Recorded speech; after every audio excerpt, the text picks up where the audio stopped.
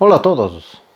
Vamos a continuar con nuestro capítulo valoración de formación de complejos. Y pues esto es un tema muy importante debido a que en nuestra vida como químicos vamos a enfrentarnos a este tipo de determinaciones, ¿no? Cuando hablamos de complejos, habíamos visto ya en equilibrios en el capítulo 9 del libro que se tiene de referencia. Y mi recomendación es que puedan ver el video para un recordatorio y una explicación de mayor detalle, ¿no? Algunos consideran química analítica como equilibrios 2, ¿no?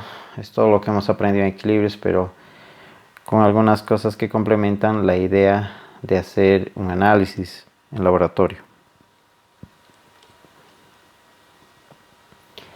Habíamos visto en ese entonces que la formación de un complejo metálico corresponde siempre a la presencia de el ion metálico y un ligando, ¿no? Y estos dos conformaban un compuesto de coordinación o también llamado un compuesto complejo, ¿no? Alguna característica de este ion metálico era que era un aceptor de pares de electrones y obviamente el ligando era un dador de pares de electrones. Y algunos de estos compuestos que actúan como ligandos son desde el amoníaco, iones cloruro, cianuro, hasta incluyendo el agua, ¿no? Entonces había un número de coordinación que llamamos, ¿no? Y eso nos permitía saber el número del compuesto de ligandos unidos a el ion central de referencia, ¿no? Ya tenemos un ejemplo con el tema del cobre. El cobre puede formar complejos catiónicos, si es que fíjense que la especie cargada es +2, puede formar neutros donde no vemos ninguna carga y también podemos formar complejos aniónicos donde la carga es negativa, ¿no? La clasificación de los ligandos según el número de posiciones de unión al metal pueden ser considerados como monodentados, bidentados o polidentados. Algunos ejemplos de monodentados es el amoníaco, el ion cloruro, el ion cianuro, ¿no? De bidentados, un compuesto orgánico, la etilendiamina, que es muy usual usar estos compuestos aminos, correspondiente, ¿no? Vemos orgánica, ese par de electrones que quedan sueltos, ¿no? En el grupo de las aminas. Y por otro lado, en los polidentados, el EDTA, o también ligados quelantes, que se denomina. Vamos a sumergirnos en este capítulo a aplicar, a conocerlo y aplicar titulaciones que corresponden a usar estos polidentados y algunas características especiales de este compuesto.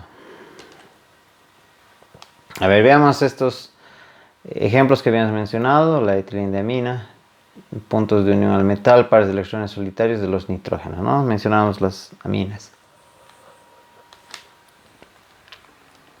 Aquí hay otro compuesto que llega a ser la 8-hidroxiquinoleína. Fíjense que en presencia del zinc, del ion zinc, termina asociando y termina formando nuestro complejo. También hay otro compuesto orgánico, la dimetilglioxima. Parece complejo incluso escribirlo.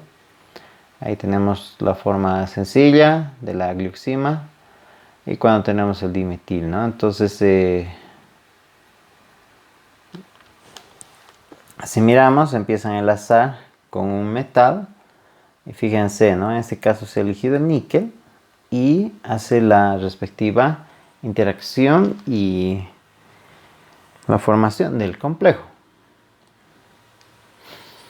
Entonces, algunos detalles interesantes que se denomina el efecto quelato es, por ejemplo, cuando tenemos dos complejos formados, ¿cuál llega a ser el más estable, ¿no? Sería nuestra cuestionante. Y todo va a pasar por, obviamente, cómo va a estar formado el compuesto, Y aquí es lo fundamental, ¿no? Vamos a recurrir a los conceptos de termodinámica, ¿no? Termodinámica nos decía si una reacción podía darse, sí o no. Entre comillas, si se daba, podía ser espontánea o en algún caso podría ser forzado. Y también nos decía información, ¿no? La termodinámica nos decía si tal vez la reacción se encuentra en equilibrio. Por otro lado, la cinética nos dice si esta reacción va a ser rápida o va a ser lenta. Pero para este punto, lo que va a interesar va a ser la entalpía de la reacción 1, de la reacción 2, la entropía de igual forma, y esto nos va a decir cuál de aquellos es la reacción más favorable, ¿no? Entonces, para nuestro caso va a ser la reacción 1.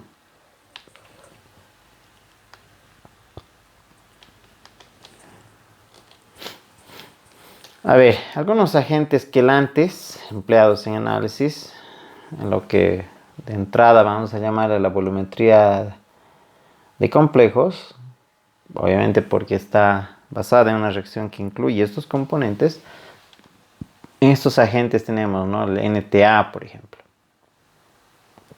Es el ácido nitriloacético, el EDTA, fíjense que es como un trabalenguas, el ácido etilendiamino tetracético, o bien podemos pensar en el DCTA, DTPA, EGTA, o sea, todos ellos, si miramos, hay algún par de electrones ahí que nos pueden servir, ¿no?, para que puedan enlazar. Gracias a nuestros conocimientos de orgánica entendemos muy bien, ¿no?, que también tienen sus limitaciones por el tamaño de ion, ¿no? Entonces cada uno tiene de forma muy particular y característica usos, ¿no? No es de forma general que podemos usar en cada caso el mismo, ¿no? A ver, en los equilibrios de formación de complejos, obviamente equilibrios, ¿no? Entonces necesitamos expresar con una constante de equilibrio. Y en primer caso, si enlaza con el ligando 1, vamos a tener un enlace con el ligando 1, sin 2, 3, hasta un caso n, ¿no? Entonces, estos equilibrios se habían expresado a través de constantes de formación sucesivas, ¿no? Entonces, teníamos estas expresiones, si se acuerdan, en lugar de alfa lo llamábamos beta. Y tenía características muy similares a lo que habíamos aprendido cuando teníamos ácidos poliacídicos, ¿no?, donde teníamos varios alfas. En este caso tenemos varios betas. Como les decía, pueden repasar esto en nuestras deducciones para cada caso que hicimos en el curso de equilibrios. Ahí está, otra vez un poquito recordando lo que se veía, como hacíamos el cálculo de concentración del metal que existe en cada forma posible, ¿no? Entonces, esto nos permite formar diagramas de distribución, ¿no?, una representación de alfa en función de la concentración del ligando.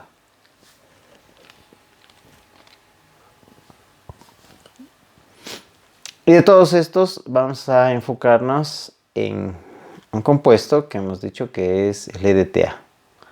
¿Por qué nos vamos a enfocar en el EDTA? Porque, para empezar, es un sistema hexaprótico. Me refiero a que tiene 6 grupos donadores y algunos corresponden al grupo carboxilo, ¿no?, y los otros corresponden al grupo amino. Entonces, por el lado en que miremos, es muy interesante trabajar con este compuesto. Ya hemos aprendido que nos interesa tener la mayor disponibilidad, ¿no?, cuando tenemos una reacción. Mientras más posibles lugares de reacción tengamos, es mucho más reactivo, ¿no?, un componente, ¿no? Eso es más que todo en química orgánica. Entonces, a ver, ya que es uno de los agentes más empleados en química analítica, permite la determinación de muchos elementos de la tabla periódica. Algo que también es una ventaja es que podemos encontrarlo disponible de forma comercial e incluso con alta pureza. Eso nos va a permitir trabajar como si fuera un estándar primario. Por otro lado, fíjense que hay ciertos pKs que ahí están apuntados y eso nos va a servir de forma muy importante para ver más adelante. Entonces, si bien es un sistema hexaprótico, los ácidos, o bueno, mejor dicho, los hidrógenos disponibles como si se tratara de un ácido, son el ácido de tipo poliprótico con 4 hidrógenos disponibles llamado H4Y. En vez de escribir todo el componente, fíjense que deberíamos escribir varios carbonos, varios nitrógenos, entonces no lo vamos a hacer, simplemente lo vamos a llevar el componente Y, que obviamente tiene 4 hidrógenos disponibles correspondiente al grupo carboxilo para poder interactuar con algunos metales. Entonces, cuando vemos en función del pH, primero de los hidrógenos disponibles, fíjense que hay una gama de posibilidades en función del pH, ¿no? Entonces, ¿qué especie vamos a tener dominante en función al pH? ¿Será que va a estar disponible los 6 hidrógenos, los 5 hidrógenos, 4 hidrógenos en función al pH? Entonces, esta gráfica nos es muy interesante, ¿no? ¿Por qué? Porque nos muestra dónde predomina, ¿no?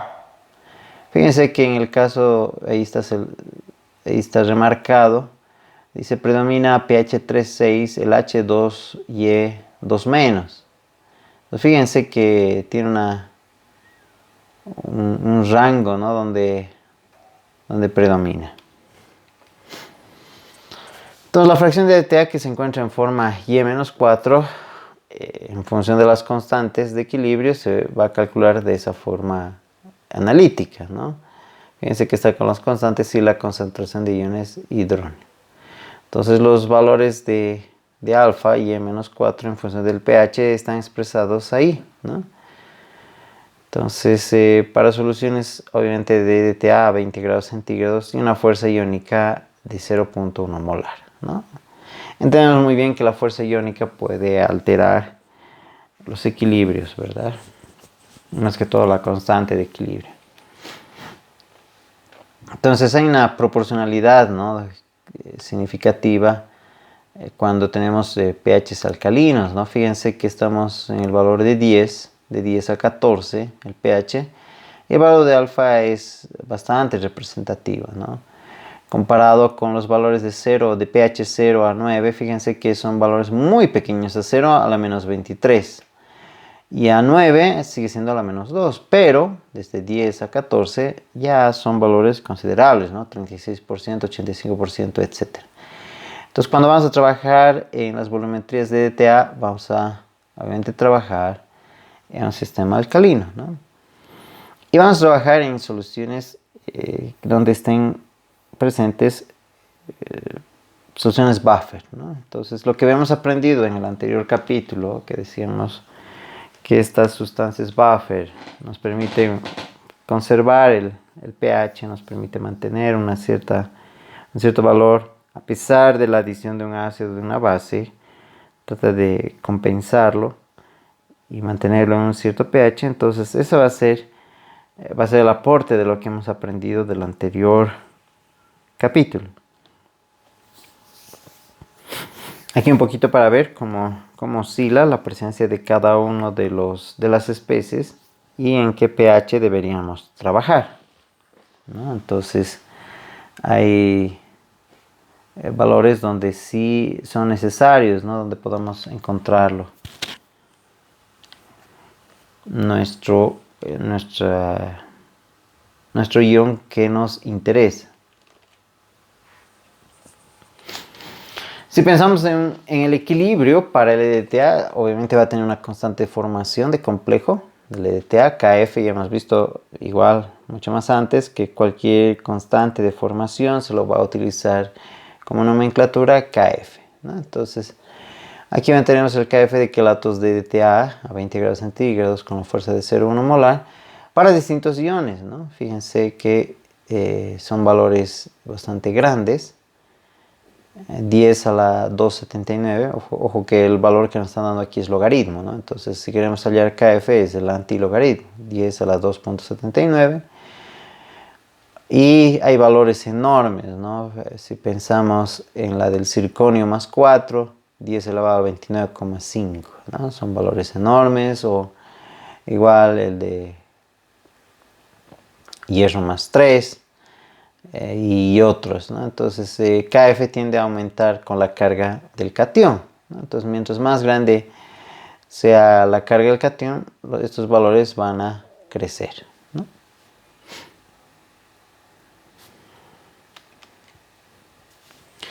Entonces, a pH menores a 10, Y4 menos, mejor dicho, o sea, disponibles los 4 protones, no es la forma mayoritaria en las soluciones de DTA, ¿no? Entonces, conviene expresar la fracción libre de DTA en la forma de Y-4, ¿no? Entonces, esta constante de formación condicional o efectiva va a estar, ¿no? Fíjense, expresado en función a la concentración del EDTA. Y esto me va a permitir tratar los complejos de DTA como si todo el complejante estuviese en disolución en una única forma. ¿A qué se refiere? Que si lo tenemos como Y a la menos 4, entonces podemos trabajar con todas esas posiciones disponibles, ¿no? No vamos a trabajar con un solo valor parcial. Estas valoraciones complejométricas se basan en el uso de reactivos quelantes, es lo que ya hemos aprendido. Entonces, esta reacción que está formando se da siempre una única etapa. Si bien vamos a escribir, ¿no? Primero agarra con un componente, con el segundo componente, el tercero y el cuarto, hidrógeno presente, pero no es un proceso en el cual nosotros vayamos a decir tiene varias etapas, ¿no? Está agarrando primero el primer hidrógeno y luego el segundo, etcétera. No, es simplemente una etapa.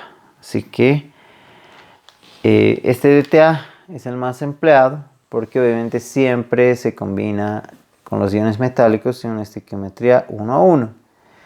Forma quelatos con casi todos los cationes metálicos gracias a la posibilidad de que tiene 4 hidrógenos disponibles, ¿no? Entonces, estos quelatos de DTA son muy estables.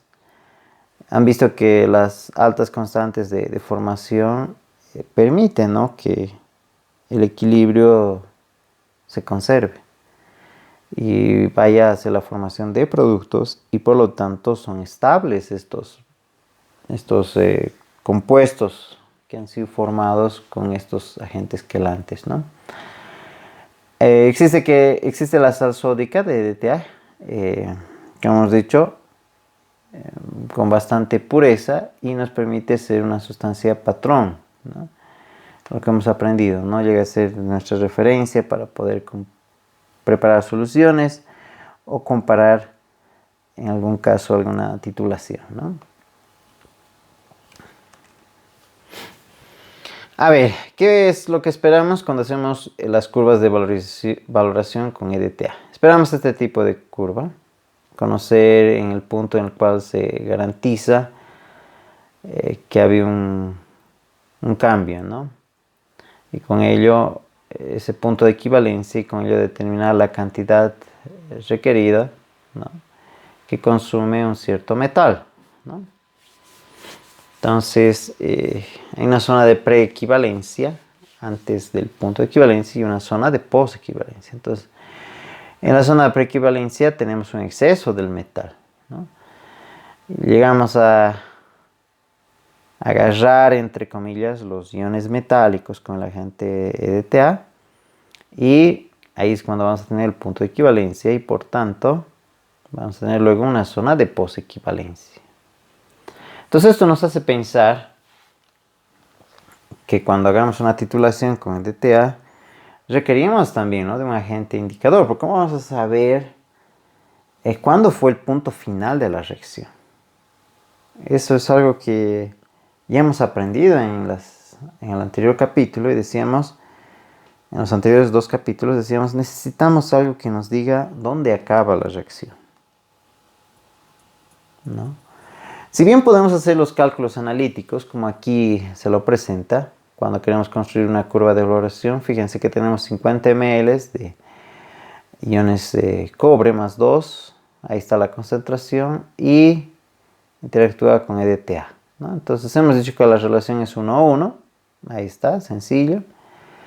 Podemos sacar el valor de KF, la fracción, y nos da una constante, fíjense, nos dice pH constante de valor igual a 6, ¿no? Entonces ese alfa debe ser el que tengamos a pH 6, que ya habíamos visto en una tabla. Entonces tenemos toda la información para hacer el cálculo. Y obviamente podemos calcular el volumen valorante en el punto de equivalencia. ¿Cómo sé que es 25 ml es mi punto de equivalencia? Sencillo, la reacción es 1 a 1. Entonces si tengo 50 ml y voy a multiplicar por 0.01 milimoles por cada ml, entonces ¿qué va a ocurrir? Que vamos a tener un valor de 5, ¿no? Entonces para poder multiplicar y despejar 5 dividido entre 2, perdón, 50 dividido entre 2, vamos a tener 25 ml, ¿no? Porque la concentración de DTA es el doble, ¿no? Entonces ahí está, no es complicado. Y después obviamente podemos expresar la logaritmo menos logaritmo de la concentración de cobre, llamado P del cobre. Y el punto inicial obviamente va a ser cuando no hayamos colocado nada. Podemos ver un punto antes de la equivalencia cuando vale 10. Un punto de equivalencia igual a 25 ml y uno, si quieren, después de la equivalencia, que sería 30 ml. Obviamente al inicio no hay nada, ¿no ven? No hay nada de TA. Todo lo que tenemos al inicio de cobre es lo que tenemos.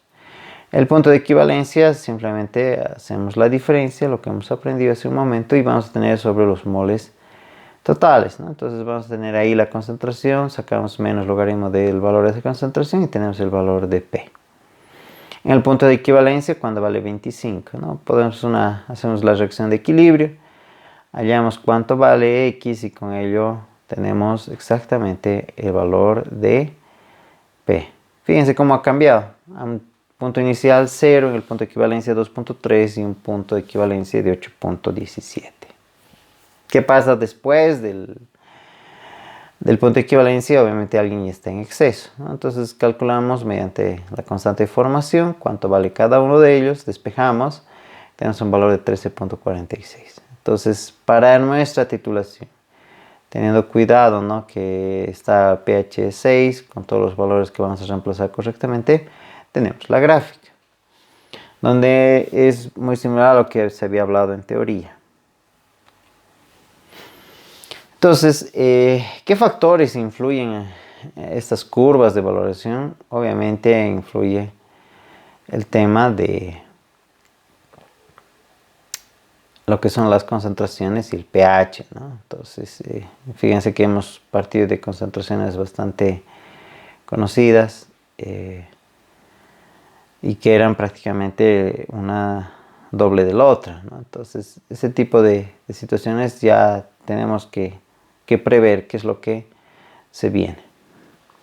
Entonces va a haber obviamente un salto en el punto de equivalencia que, dependiendo el valor de KF, va a ser distinto, ¿no? Fíjense que el KF 1.9 por 10 a la 8 comparado con el 1.8 por 10 a la 10, ¿no? Entonces son distintos para la formación del quelato con estroncio más 2 que comparado con el calcio más 2, ¿no? Entonces el metal en el cual vamos a trabajar y las condiciones que vamos a trabajar va a ser fundamental. Otro detalle que hemos visto es el tema del pH. Fíjense que el pH para el mismo metal, en este caso calcio, es distinto, ¿no?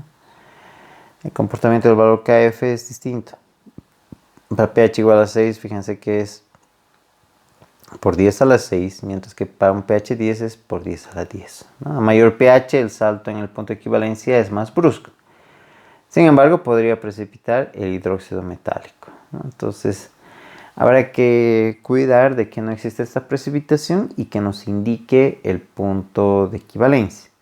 ¿Qué nos dice la experiencia? Es mejor revisar protocolos en los cuales ya, entre comillas, alguien ya sufrió, hizo varias titulaciones, distintos pHs y determinó cuáles son las mejores condiciones, ¿no? Entonces, cuando vayamos al laboratorio y queramos ver en qué pH trabajar, es revisar bibliografía, ¿no?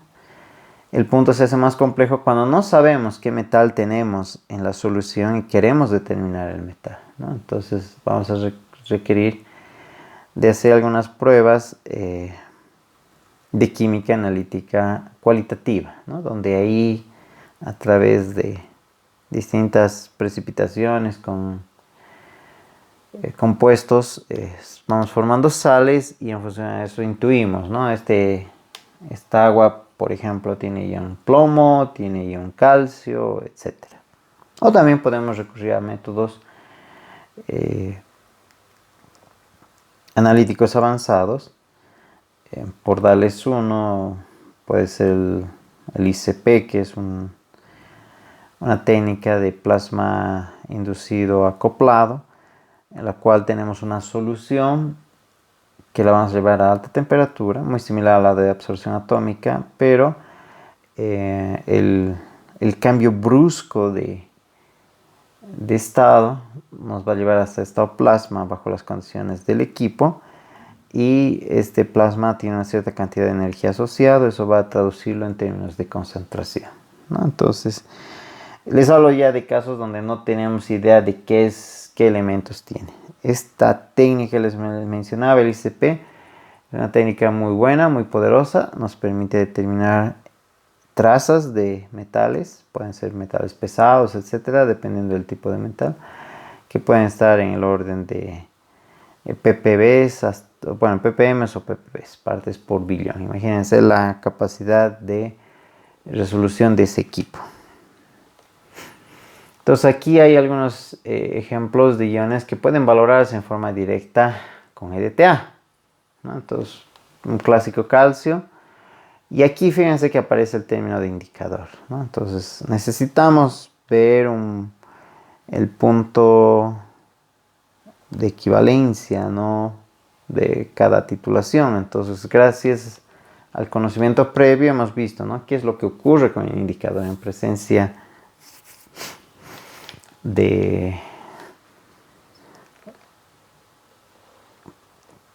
la proporción de reactivos que se ha llegado a consumir por completo, y en ese punto necesitamos indicar, ¿no?, aquí es donde termina la reacción, entonces vamos a tener una cierta correlación, ¿no? Entonces ahí está una lista de algunos indicadores, de algunos metales y de los pHs. Fíjense los pHs de valorización, ¿no? Y en qué condiciones vamos a trabajar.